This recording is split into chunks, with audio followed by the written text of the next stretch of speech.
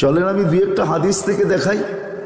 সুবহানাল্লাহ উচ্চারণ করতে দেরি সৌরজগতের অর্ধেক জায়গা নেকি দিয়া ভরতে দেরি হয় না। যদি তার সাথে আলহামদুলিল্লাহ যোগ করা হয় তাহলে পুরা সৌরজগৎটা নেকি দিয়া ভরা যায়।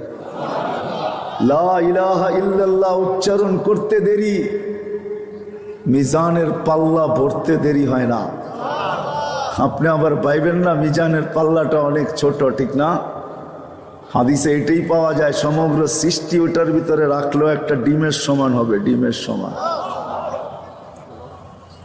ওটা মিজানের পাল্লা লা ইলাহা ইল্লাল্লাহর নেকি দিয়া ভরা যায়।